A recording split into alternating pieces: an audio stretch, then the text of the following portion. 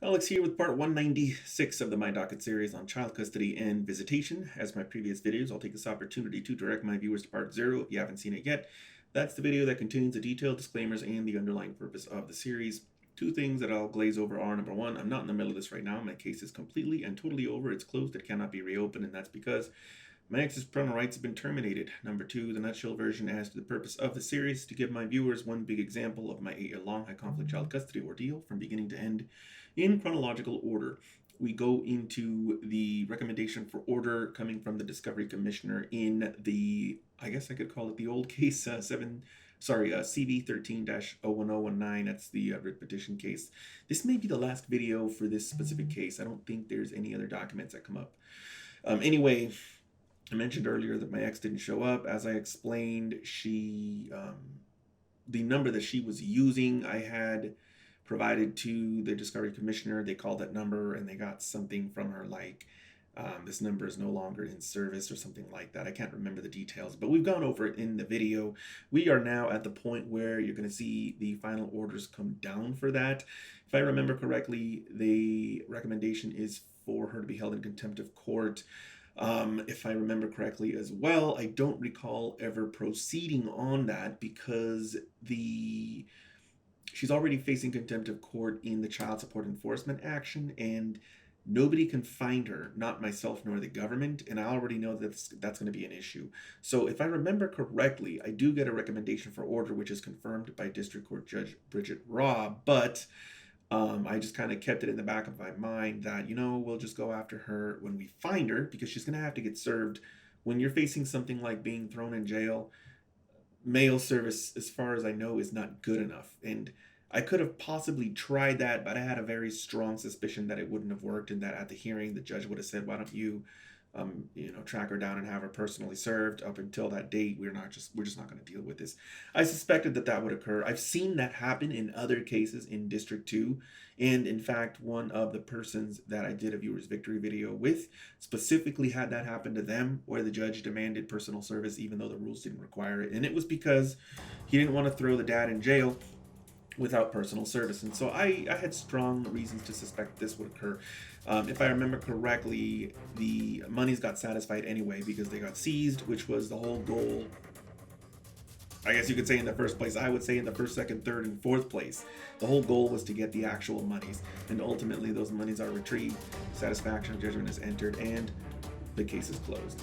All that being said, let's go now and take a look at what Discovery Commissioner Wes Ayres has filed.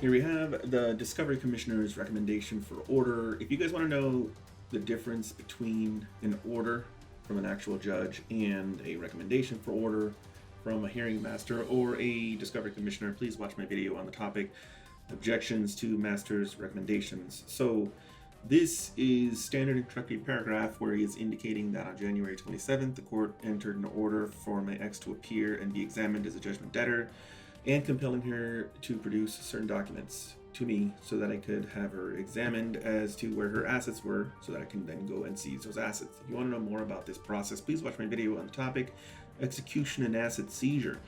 So she was ordered to appear at 1:30 on March 9th. She was ordered to mail certain documents to me no later than March 2nd. And let's see. On March 9th at 1:30, the courtmaster was prepared to preside over the hearing as ordered. I appeared by telephone. My ex did not send a representative, nor did she appear for examination at the time.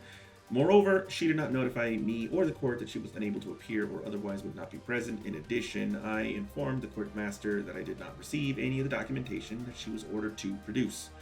And he is therefore recommending that my ex be ordered to appear before the court and show cause why she should not be held in contempt for failure to do as she was ordered to do. This is signed by Wes Ayres, the Discovery Commissioner. And by the way, this is totally spiteful, guys. It's $50.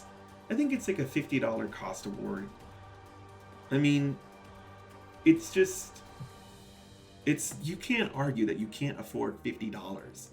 I don't know. I guess maybe if she was homeless, but she's not homeless. She's not. She's living with a guy, and later on she ends up getting seized for, her wages and stuff like that. So this is just spiteful.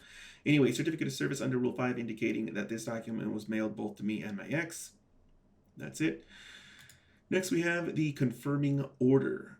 We have here so this is my district court judge confirming the Discovery Commissioner's recommendation for order. So at this point in time, his recommendation has transformed into an actual and enforceable court order.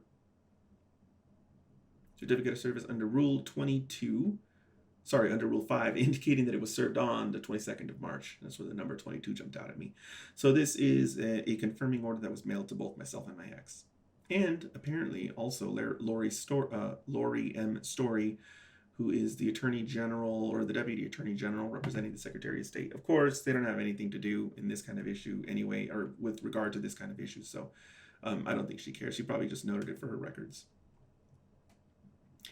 Here we have the Notice of Entry of Order. If you want to know more about this document, please watch my video on the topic Notice of Entry of Order. There's a whole lot behind it, and mainly it has to do with the timelines to file an appeal. Here we have the Rule 5 Certificate of Service, indicating this document was mailed to both my ex and Lori Story. Here we have the Notice of Change of Address. This document is indicating to the court that I have moved. If you want to know more about why this is a crucial document, please watch my video on the topic Notice of Change of Address.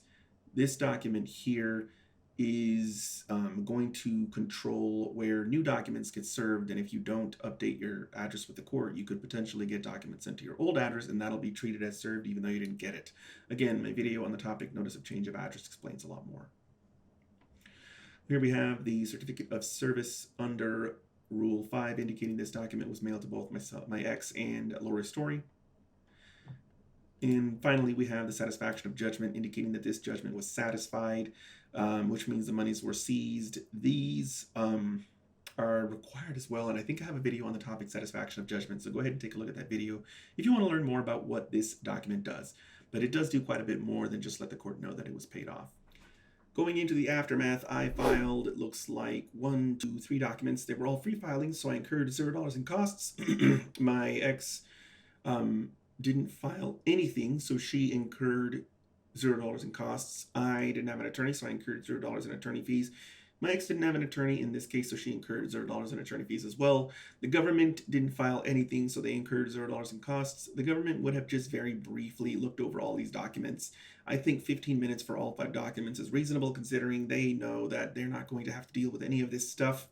So $15 at a rate of $250 an hour is going to come to $62.50 for the government. As for my previous videos, if you have any questions, feel free to post them down in the comments below, and I will see you guys next time.